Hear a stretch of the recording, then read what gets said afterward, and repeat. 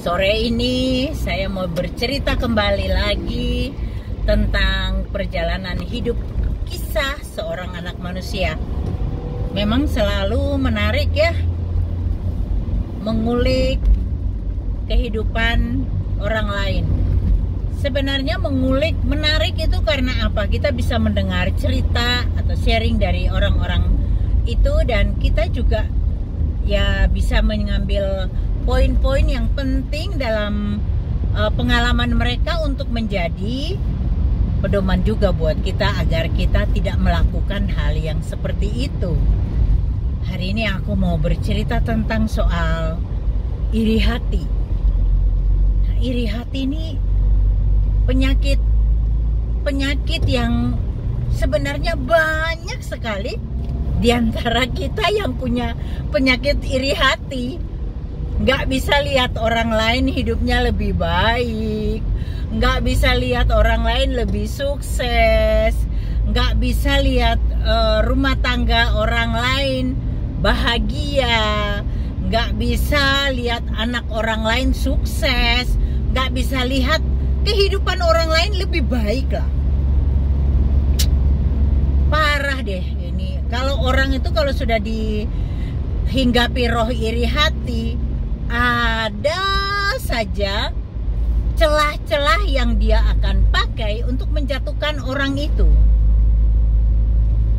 Ada saja dia cari alasan bagaimana caranya untuk menjatuhkan orang itu.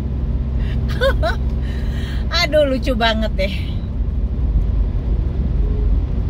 Saya kalau orang berhadapan dengan orang iri hati, jujur saya kadang-kadang kesel juga. Kita kan sudah punya porsi masing-masing yang Tuhan berikan ya. Tuhan sudah memberikan kita porsinya masing-masing. Kita mau iri hati kayak apapun, mau kerja jungkir balik dari pagi sampai pagi lagi, pagi sampai pagi, pagi sampai pagi. Kalau itu bukan porsi kita, kita tidak akan mendapatkannya. Terus kenapa kita harus iri hati?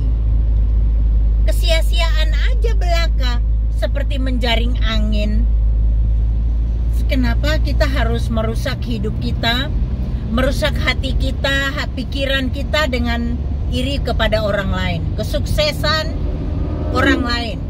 Kalau seseorang dia dipakai Tuhan, itu urusan Tuhan dengan dia lah. Jangan dicampurin gitu loh. Itu urusan dia dengan Tuhan. Tidak perlu kita iri hati. Tuhan kasih karunia orang itu lebih dari kita, ya biarinlah. Karena yang menelisik hati kita itu Tuhan. Kita itu hanya bisa melihat luarnya. Kita tidak pernah tahu dalamnya. Tapi Tuhan itu punya CCTV di mana-mana. Tuhan yang paling tahu tentang kita. Kalau kita tidur pun sedang terlelap, Tuhan apakah tidur? Enggak kan? Tuhan itu tahu kita tuh sedang apa yang ada di dalam pikiran kita, hati kita. Ya, buat kamu yang mungkin punya kesamaan cerita dengan orang ini, yang kerjanya iri hati kepada orang lain. Jadi sebenarnya pekerjaannya juga melayani Tuhan sebagai hamba Tuhan, tetapi iri hati. Dia iri pada rekan sepelayanannya, sehingga ingin menjatuhkan. Jadi sama leadernya dia cari muka, menjelek-jelekan temannya, cuma mau cari muka aja. Padahal dia katanya pelayan yang sudah naik mimbar.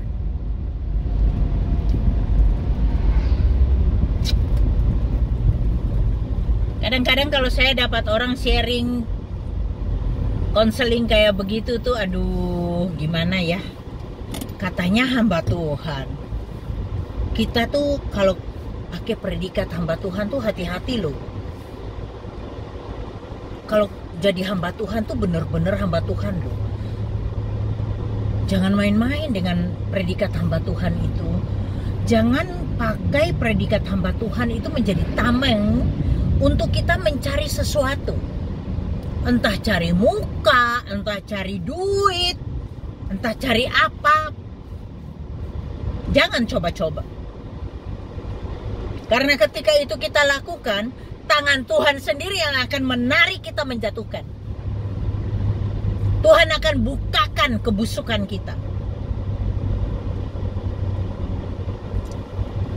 Gak perlu iri hatilah pada orang lain, karena Tuhan sudah kasih begitu banyak kebaikan dalam hidup kita masing-masing ya. Yang kita tidak bisa bayar itu nafas kita. Bayangin kalau sudah di ICU untuk pasang ventilator di ruang ICU, satu hari bayar berapa? Supaya kita masih bisa tetap bernafas. Kita nggak akan pernah bisa bayar kebaikan Tuhan dalam hidup kita.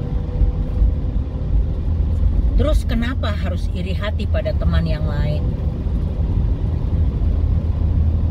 Karena iri hati kita ingin menghancurkan dia. Kita menjelek-jelekkan nama dia. Seakan-akan kita yang paling benar. Dan orang lain itu salah.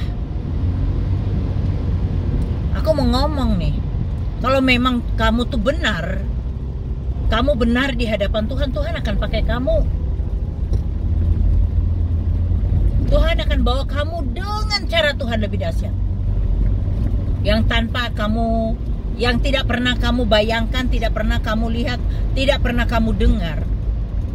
Itu Tuhan akan bawa kamu terbang segitu jauhnya. Kamu akan terkagum-kagum dengan pekerjaan Tuhan.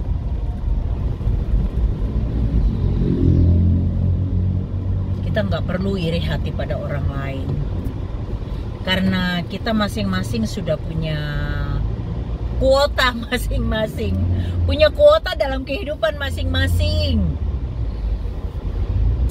Kita tidak bisa iri hati pada orang lain.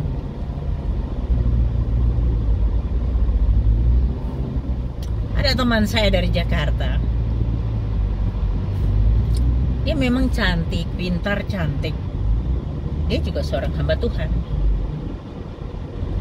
Nah, dia ini ternyata teman-teman, ada temannya yang iri hati banget sama dia. Iri kenapa? Karena dia punya banyak kelebihan. Dan satu lagi, dia jujur dan rendah hati. Sehingga Tuhan pakai dia. Tapi bagaimana dengan teman sepelayanannya? Teman sepelayanannya iri banget. Kembali lagi, kesia-siaan belaka kalau kamu iri hati. Karena semuanya itu kan karena Tuhan. Kalau Tuhan kasih dia karunia lebih dari kamu, kalau Tuhan menciptakan dia lebih bagus dari kamu, nggak perlu iri hati. Karena kita semua punya masing-masing punya kuota gitu. Yang tidak mungkin kita ambil kuotanya dia atau kita masuk dalam kuotanya dia. Nggak mungkin. Kita tukar kuotanya. Nggak mungkin. Terus kenapa harus iri hati? Orang kalau sudah dihinggapi roh iri hati, hidupnya akan semakin terasa sakit. Kenapa? Setiap dia membayangkan orang yang diiriin itu, di leher tenggorokannya tercekat seperti ada pelok dondong.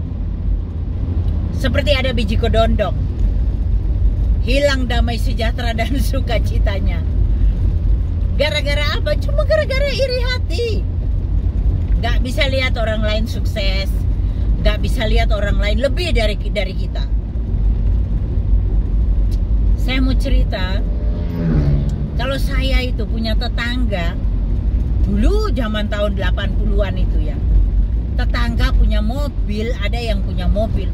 Aduh, saya ucap syukur, alhamdulillah, alhamdulillah. Aduh, terima kasih Tuhan. Ya Allah, terima kasih. Karena apa? Kalau kita sakit, mendadak sakit, pasti tetangga kita akan tolong kita, bawa kita ke rumah sakit. Karena rumah kami jauh dari rumah sakit. Dan ternyata benar, satu waktu saya keguguran dan malam hari itu tetangga kami menolong kami. Saya dilarikan ke rumah sakit. Saya bersyukur, saya tidak punya iri hati. Terima kasih Tuhan Yesus. Terima kasih Bapa. Saya diciptakan dengan tidak punya rasa iri hati pada orang lain.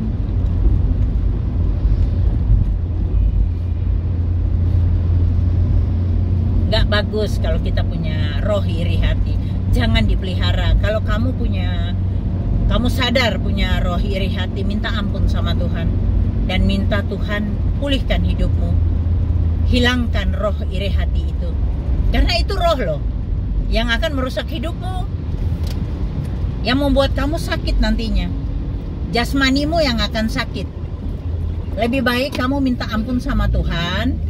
Minta Tuhan untuk ampuni dosamu dan minta supaya Tuhan bersihkan dari rasa iri hati itu.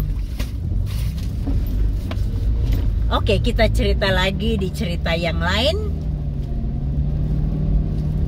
Terima kasih, Tuhan Yesus memberkati.